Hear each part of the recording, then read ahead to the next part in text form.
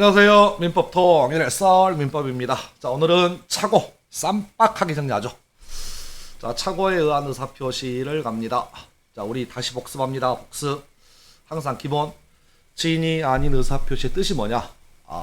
이제 슬슬 나오셔야죠. 표의자의 진위와 표시가 일치하지 아니함을 표의자가 반드시 알면서 의사를 표시하는 것을 우리가 8글자로 지인이 아닌 의사표시라 부른다. 그렇죠? 5글자로 비진위 표시라고 부른다. 4글자로 심리요구라고 부른다. 자, 이에 비하여 통정한 허위의 의사표시는 표의자의 진위와 표시가 일치하지 아니함을 역시 반드시 알면서 의사를 표시하죠. 다만 유일한 차이점은 상대방과 정을 통한다. 그렇죠? 통정한 허위의 의사를 표시하면 이것을 통정의 표시라 부르고, 통정이 없다면, 다른 말로 표현하면 통정을 결여했다면 지인이 아닌 의사표시라고 부른다. 자, 차고 갑니다. 차고는 표의자의 지인이의 와 표시가 불일치함을 모르면서 의사를 표시하는 것을 민법에서 차고라고 부른다. 그래서 항상 지인이 아닌 의사표시와 통정하고 비교하시고요. 지인이 아닌 의사표시와 차고하고 비교하셔야 돼. 그래서 알고 들어가면 지인이 아닌 의사표시, 모르고 들어가면 차고라고 부른다. 자, 여기서 완팁. 진위와 표시가 불일치한 게 공통이죠. 그렇죠? 그래서 빨간색 진위와 표시가 일치하지 않는 상태에서 의사를 표시하면 우리가 이것을 전문용어로 의사표시의 흠이라고 부릅니다. 그래서 진이 아닌 의사표시와 통정을요, 흠은 중에서 알고 들어가기 때문에 의식적 흠이라고 부르고요. 차고는 모르고 들어가기 때문에 무의식적 흠이라고 부릅니다. 뜻은 그 정도의 뜻만 좀 가볍게 보시면 좋겠습니다. 자, 이제 본격적으로 차고 얘기 한번 해보죠. 민법 109조 갑니다. 의사표시는 법률행위 내용의 중요 부분에 착오가 있는 때라면 취소할 수 있다. 그러나 그 착오가 표의자의 중대한 과실로 인한 때에는 취소하지 못합니다.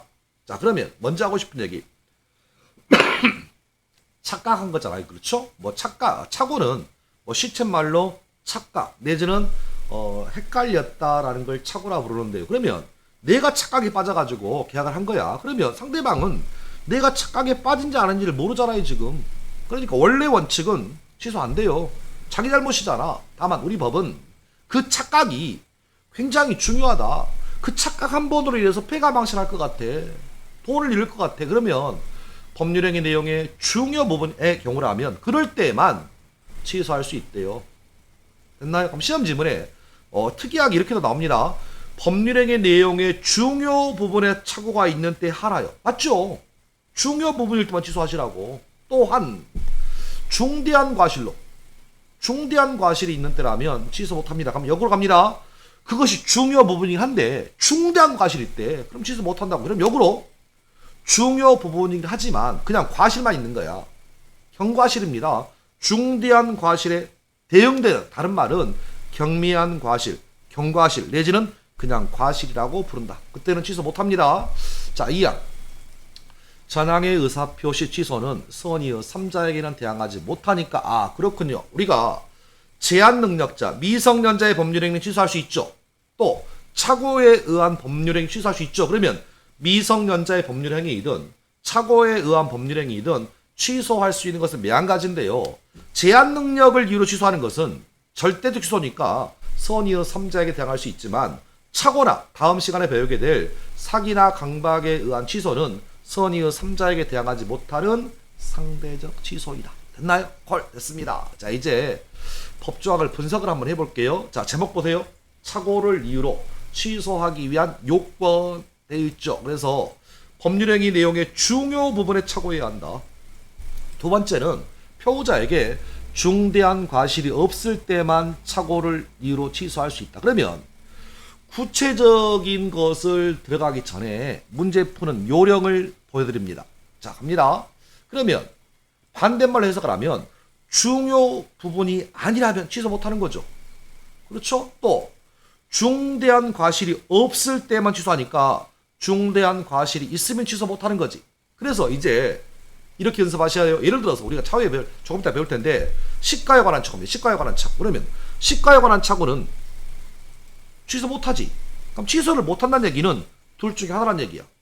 어떤 점에서 중요 부분이 아니란 얘기야. 또 내지는 중대한 과실이 있다라고 이야기하시라. 그럼 제식대로 표현하면 이런 얘기입니다. 우리가 시험 지문에 어떤 것을 취소할 수 있습니까? 취소하지 못합니까? 라고 물어본다면 취소할 수 있는 것은 항상 머릿속에 중요 부분이구나. 아니면 중대한 과실이 없구나 라고 이해하시라고. 근데 역으로 그것이 취소할 수 없다면 중요 부분이 아니거나 중대한 과실이 있다고 가정을 하시라고. 시험 지문이 이것은 중요 부분이니까 이것은 중요 부분이 아닙니까? 이것은 중대한 과실이 있습니까? 이것은 중대한 과실이 없습니까? 이것은 취소할 수 있습니까? 이것은 취소할 수 없습니까? 라고 총 6개를 물어볼 수 있어. 그러면 우리는 단순하게 이원화시킨다. 취소할 수 있는 것과 취소할 수 없는 건 구별한다. 그래서 고려청자인 줄 알고 매입하였지만 나중에 보니까 고려청자가 아닌 경우라면 다 배우셨죠? 다 취소 못하는 거지. 우리 판례는 그런 경우에 고 가격의 고려청자인 줄 알고 매입하였지만 고려청자를 전문적으로 다루는 감정인의 평가를 거치지 않는 것은 중대한 과실이 없으므로 취소할 수 있는 거죠. 또 공장을 경영하는 자가 토지를 샀는데 자기가 산 토지가 공장을 못 지어 취소 못하는 거죠.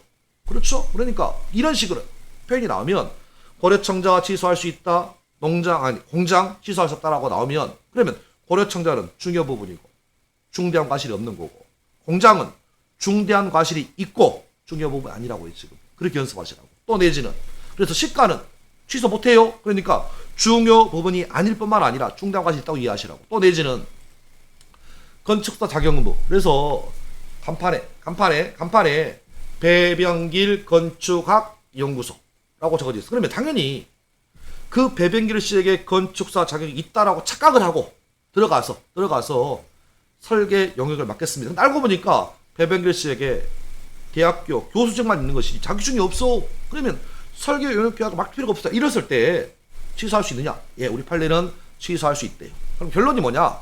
배병길 씨에게 건축사 자격이 있고 없고는 굉장히 중요 부분이다. 또 내지는 직접 당사자에게 당신은 자격증이 있습니까? 라고 물어보지 않는 거 중대한 과실이 아니다. 이런 맥락에서 항상 머릿속에 물어보는 패턴이 여러 가지 패턴일 수 있다. 이해하셨나요 지금? 한번 보셔봐. 제가 한번 들어보셔봐. 차별할 텐데 동기의 착오는 중요 부분이 아닙니다. 근데 동기가 표시되었다면 취소할 수 있잖아. 동기가 상대방에게 표시되었다면 취소할 수 있으면 그럼 여기서 상대방에게 표시된 동기의 착오는 시험 지문에 취소할 수 있습니까? 취소할 수 없습니까? 라고 물어볼 수도 있지만 시험 지문에 상대방에게 표시된 동기의 착오는 중요 부분인가요? 이렇게 물어볼 수 있어. 제 말 이해하셨나요 지금? 또 내지는 제가 한번 들어봐. 응용입니다. 시가에 관한 착오는 동기의 착오입니까? 라고 물어볼 수 있어. 동기의 착오니까 취소 못하는 거죠. 같은 얘기야 지금. 그래서 시험 지문이 민법이 변화무쌍하다. 단순하게 외워가지고는 응용을 못한다. 그래서 순간순간 캐치하셔야 돼. 그래서 중요 부분인지 중요치 않는 부분인지 중대한 과실이 있는지 없는지 취소할 수 있는지 없는지를 6가지를 어떻게 다 외워. 그러니까 답만 일단 정리한다. 동기의 착오 취소 못하는구나 원칙. 상대방한테 표시됐다 취소할 수 있다. 상대방으로부터 유발된 착오라면 취소할 수 있다. 취소할 수 있다는 얘기는 결과적으로 중요 부분이거나 중요한 과실이 없다는 걸 암시하는 거죠. 됐나요? 여기까지 보시면 첫 번째 문제 푸는 요령 알려드렸습니다. 자, 이제 본격적으로 갑니다. 법률행위 내용의 중요 부분의 착오 이해한다. 그럼 여기서 문제. 중요하냐 중요치 않나의 판단의 기준은 무엇을 보고 중요 부분을 판단할 것이냐의 문제입니다. 그래서 우리 판례는 객관적으로 보통 사람 입장에서 판단해보자. 네 개인적인 생각 말고도 보통의 사람이라면 어떻게 쓸 것이냐. 그러면 보통 사람 입장에서도 그것이 중요해야 한다라는 거. 그래서 객관적으로 일반인 입장에서 중요해야 한다. 뿐만 아니라 더 나아가 내 개인적으로 중요해야죠. 그렇죠?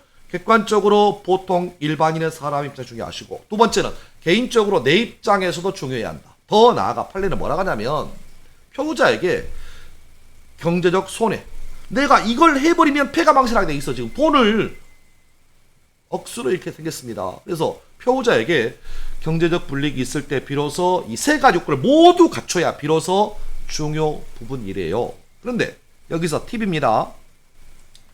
자, 객관적 요건과 주관적 요건 사이에 제가 플러스 그러면 중요 부분 판단할 때는 객관적 요건만 기준으로 판단할 것이 아니고 또 주관적 요건만 기준으로 판단할 것도 아니고 반드시 객관적으로 그리고 주관적 요건을 모두 충족해야 돼. 내 입장도 중요하고 뿐만 아니라 보통의 사람도 중요해야 한다고요. 지금 하나 더 시험은 주로 이게 나오네요. 표자에게 경제적 불이익이 없다면 중요 부분 착오가 아닙니다. 워낙 자주 나와요. 그래서 빨간색으로 표시했습니다. 표자에게 경제적 손실이 없다면 중요 부분 아닙니다. 라는 것. 또 내지는 자, 두 번째, 표자에게 중대한 과실이 없어야 취소가 됩니다. 그래서 항상 함정이잖아요. 표자에게 그냥 과실만 있대. 과실만 있으면 취소할 수 있어. 중대한 과실이 아닌 한 취소할 수 있다고 해요. 지금 됐나요? 그 다음 또 빨간색입니다.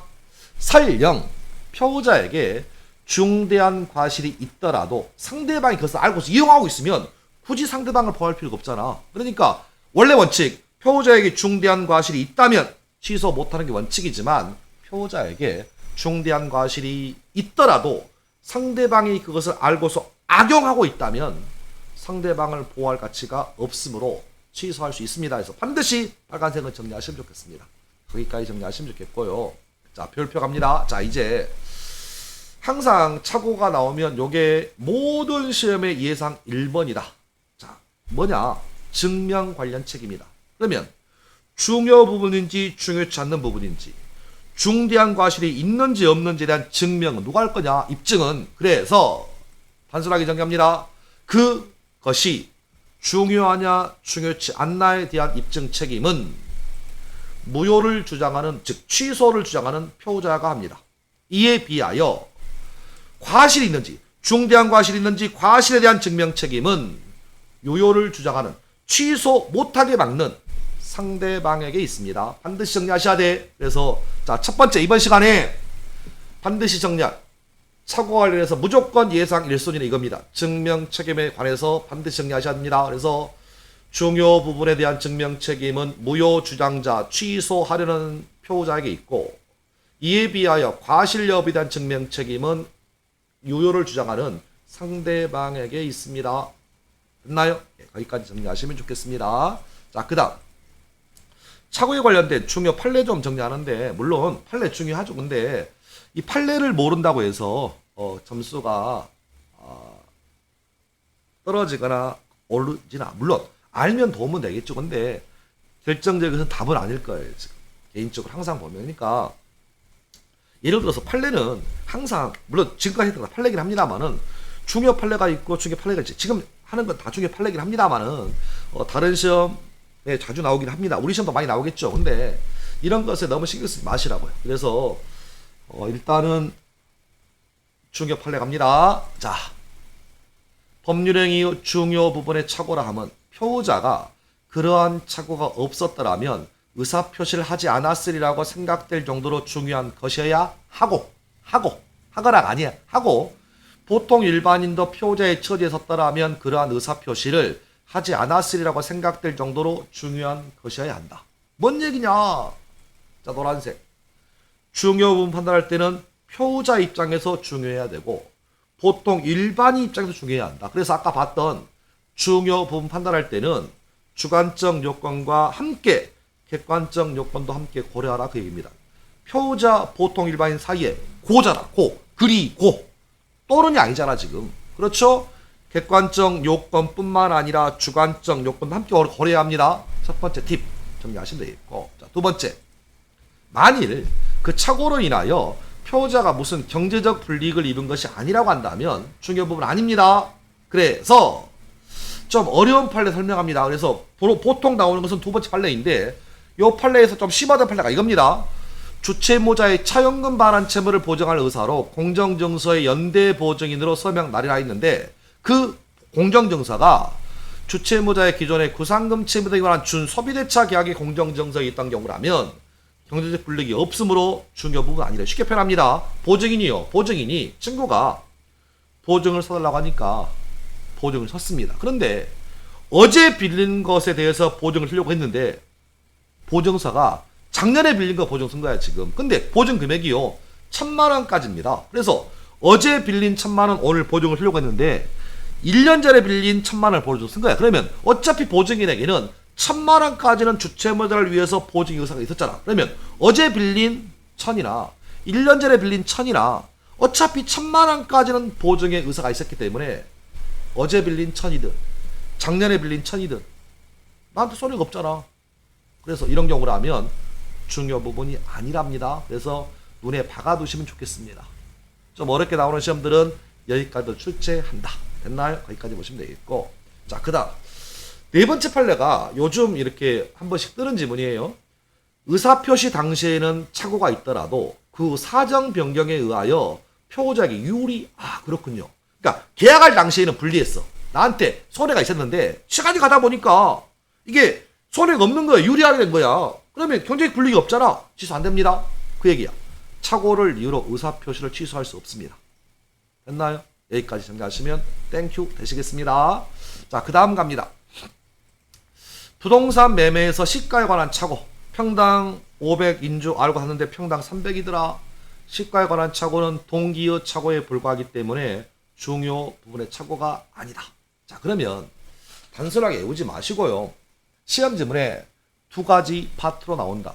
첫 번째, 부동산의 시가에 관한 착오는 중요 부분 착오입니까? 중요 부분 착오가 아닙니까? 라고 물어볼 수 있어요. 당연히 그러면 중요 부분 착오가 아니라고요. 근데 문제는 자, 보세요.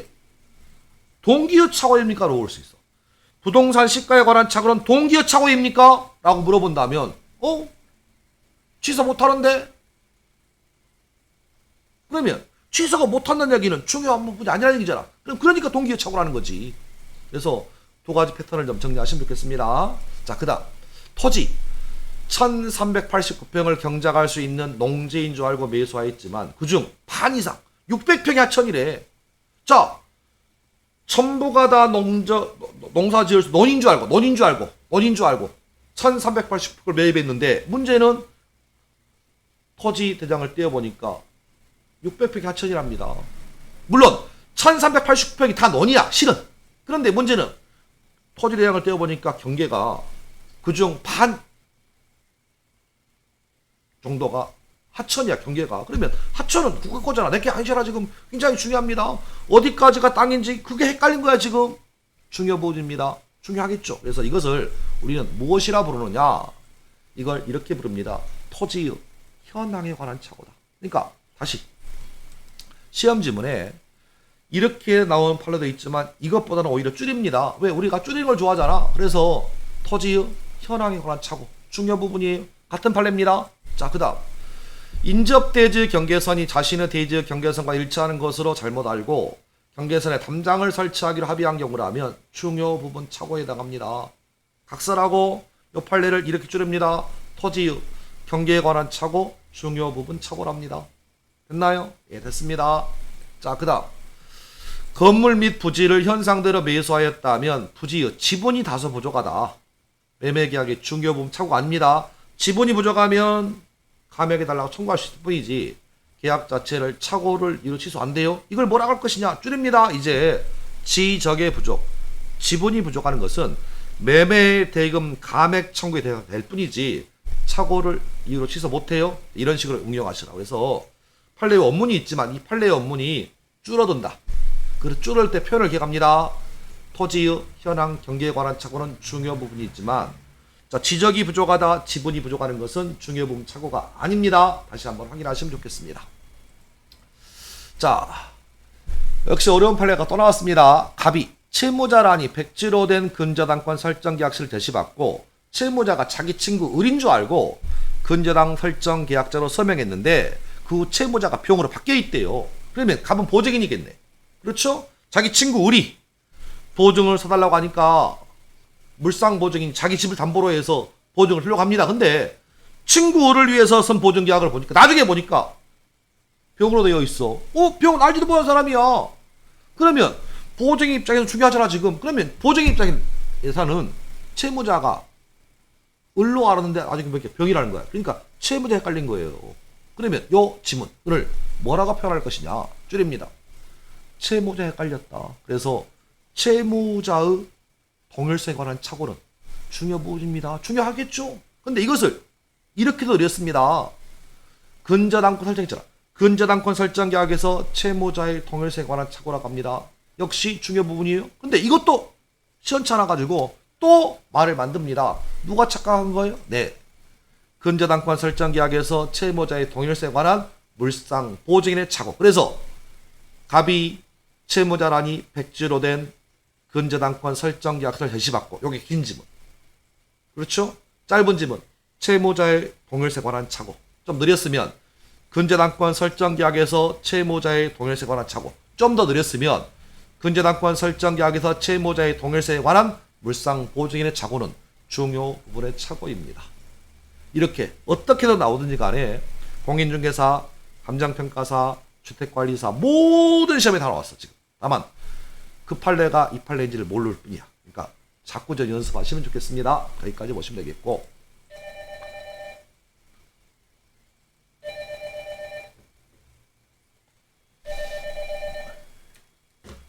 자,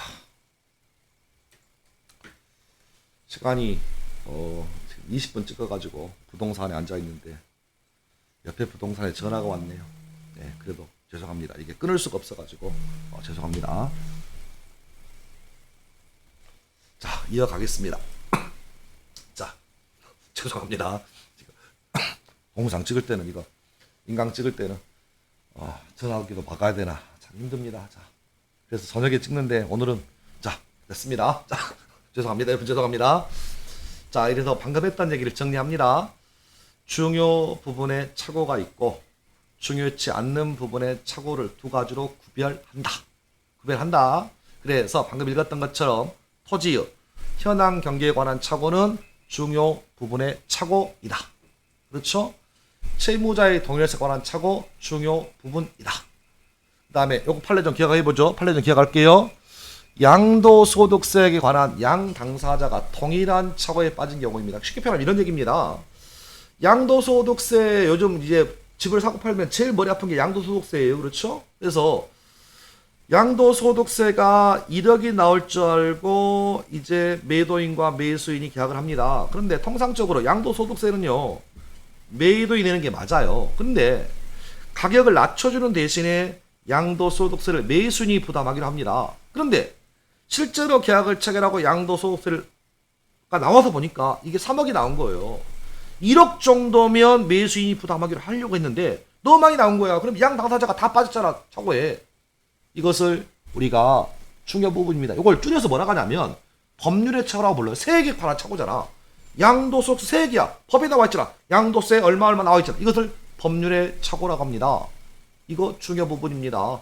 라는 거. 그 다음, 재건축조합이 건축사 자격이 없이 건축연구소를 개설한 건축학 교수 이름 누구라고요? 배병길 씨에게 건축사 자격 여부를 알지 못한 경우 중요 부분입니다. 자주 나오는 판례들이고. 자, 이제 중요 부분 아닌 거 정리할게요. 시가에 관한 착오 중요 부분 아니에요.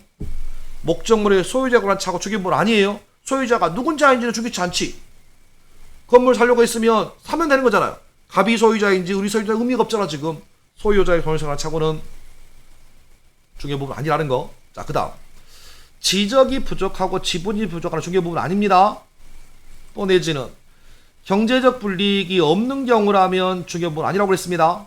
그랬죠? 또 내지는 좀 판례가 어렵습니다. 공리스는 우리가 빌려오는 거잖아. 근데 공리스는 빌려오지 않는 서류상 빌려오는 겁니다.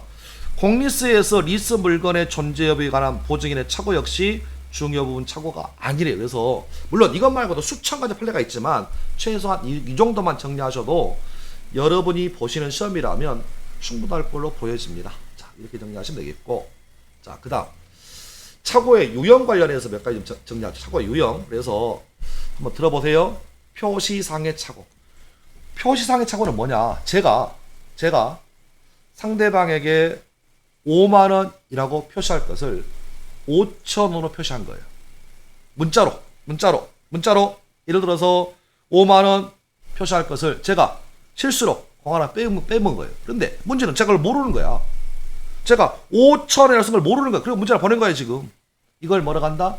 표시상의 착오라고 부른다. 자, 두 번째. 표시기관의 착오.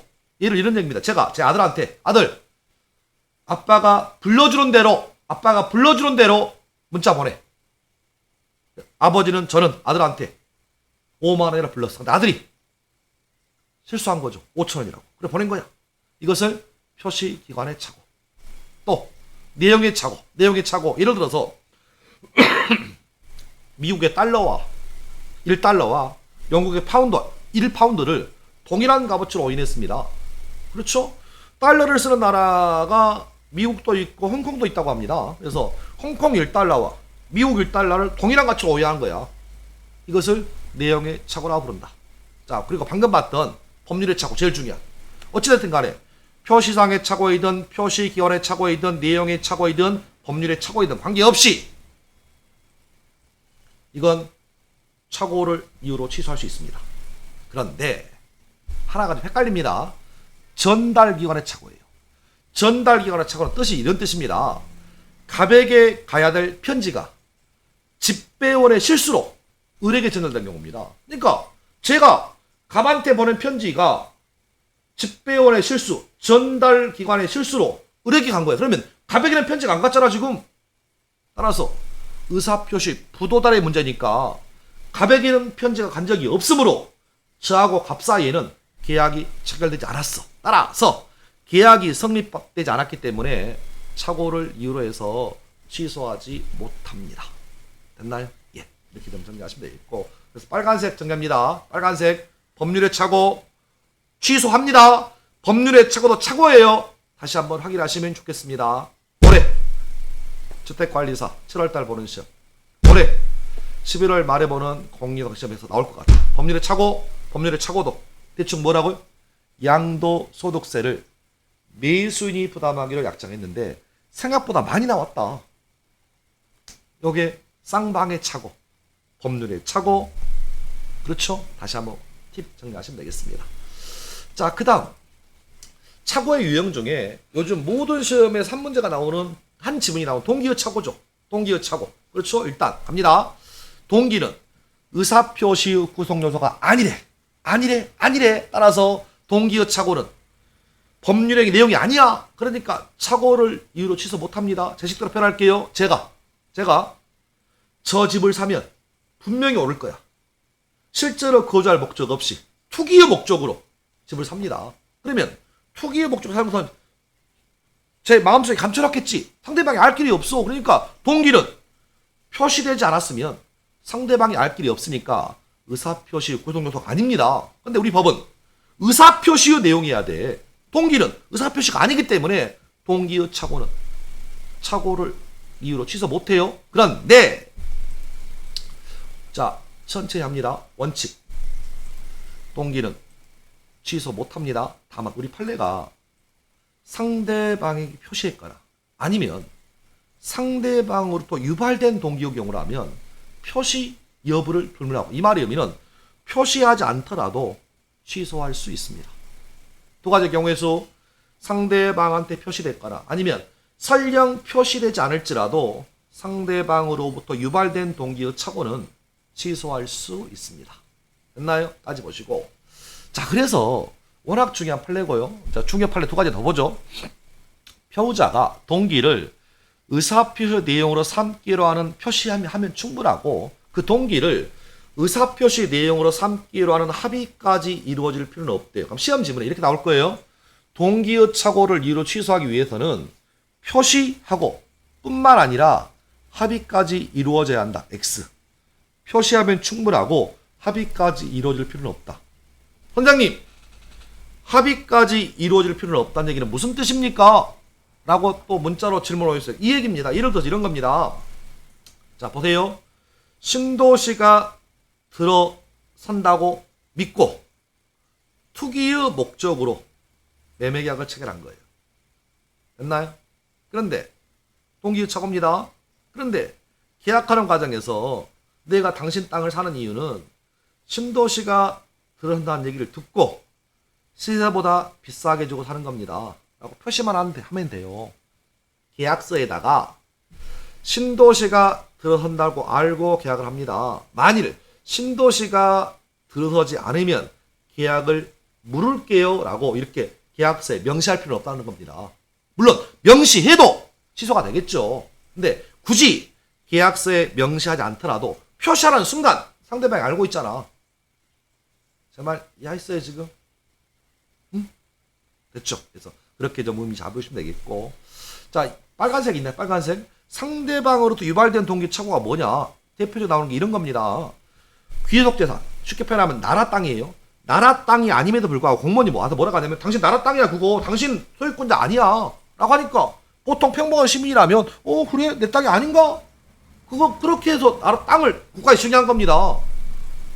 그래서 나라 땅이 아님에도 불구하고 공무원이 와서 나라 땅이라고 하겠냐니까 토지 소유자가 그렇게 알고 국가에 정했다면 상대방으로부터 유발된 증여니까 계약을 취소할 수 있습니다. 거기까지 정리하시면 좋겠습니다.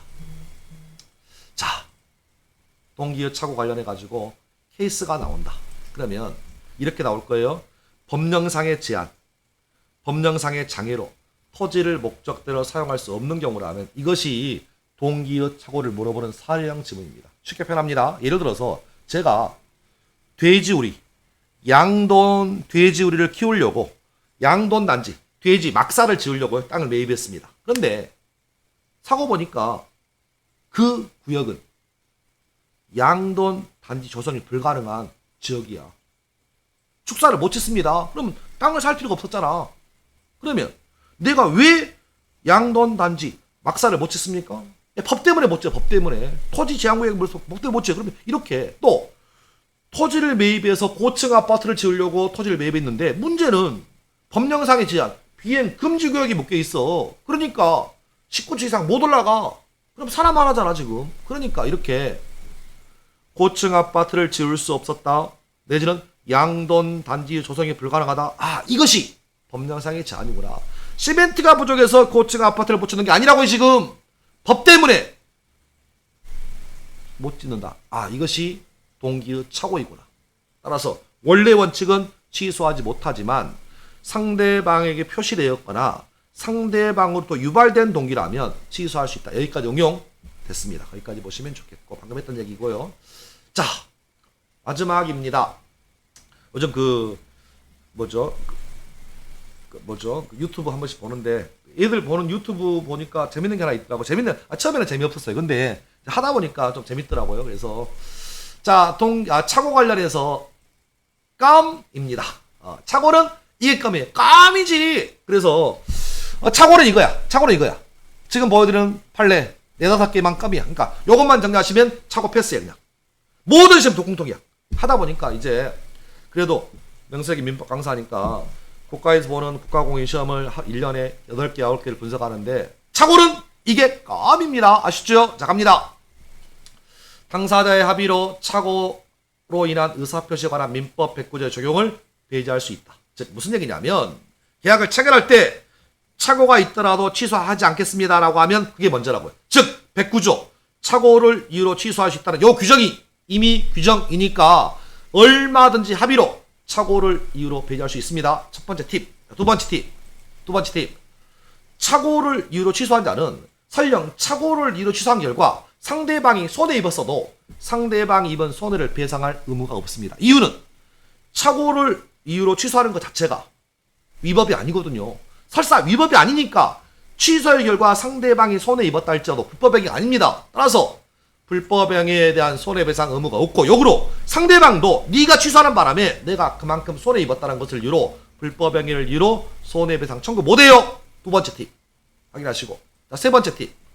워낙 자주 나오죠. 제3자와 기망에 의하여 신원보증서류에 서명 날인한 착각에 빠져서 연대보증서류에 서명 날인했다면 이것을 우리가 표시상의 착오, 기명 날인의 착오라고 부른다. 따라서 사안의 경우라면 설령 3자의 기망이라 할지라도 사기를 이유로는 절대로 취소할 수 없고 오로지 착각, 착오를 이유로만 취소할 수 있다. 랭킹 1번 기억나세요? 제3자 기망에 빠져가지고 신원보증서류에 서명 날인한다는 착각이 빠져 연대보증서류에 서명 날인한 경우라면 설령 3자의 사기를 할지라도 사기를 이유로 취소하지 못하고 오로지 착오를 이유로만 취소할 수 있다. 반드시 기억하셔야 돼. 자, 네 번째 팁.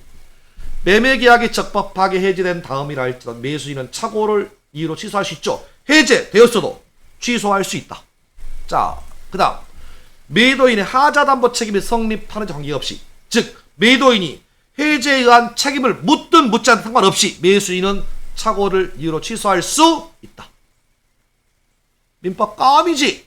착오는 껌이에요. 요 5가지 질문만 정리하시면 여러분이 보시는 시험 이 중에 하나가 답일 것이라고 확신합니다. 확실합니다. 자, 수도. 민법 109조 임의규정이다. 합의에 의해서 취소권 배제할 수 있다. 취소의 결과 상대방이 손해 입었다 할지라도 손해배상 청구할 수 없고 손해배상 해줄 의무 없다.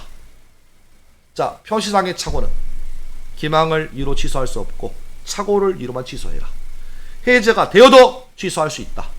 담보 책임이 성립하든 성립하지 않든 상관없이 착오를 이유로 취소할 수 있다. 끝! 껌이지. 자, 즐거우셨습니까? 자, 이번 시간은 이렇게 마무리하겠습니다. 자, 다음 시간에 사기나 강박 얘기할게요. 오늘 즐거운 목요일 6월 9일인데요. 날씨가 좀 그럽니다. 차분하게 마무리하는 즐거운 목요일이군요. 목요일 되시면 고맙겠습니다. 여러분, 다음에 봐요. 감사합니다.